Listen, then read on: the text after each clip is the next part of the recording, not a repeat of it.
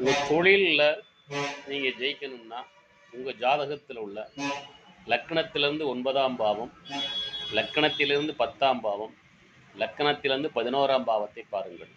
9ஆம் பாவத்து அதிபதி, 10ஆம் பாவத்து அதிபதி, 11ஆம் பாவத்து அதிபதி. 9ஆம் பாவத்தில், 10ஆம் பாவத்தில், 11ஆம் பாவத்தில் உள்ள கிரகங்கள் எந்த நட்சத்திரத்தின் சாரத்தில் செல்கின்றன?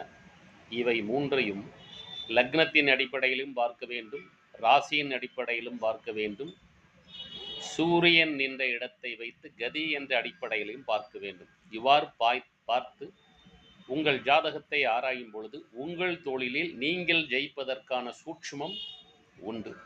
நீங்கள் விரும்பினால் என்னை தொடர்பு கொள்ளலாம். எல்லாம் அல்ல இறையர்களாலும் அந்த இறைவன் எனக்கு அளித்த 42 வருட ஜோதிட அனுபவத்தாலும் என்னால் அந்த சூட்சுமத்தை உங்களுக்கு சொல்லித்தர இயலும். வெற்றி நிச்சயம், வெற்றி நிச்சயம்.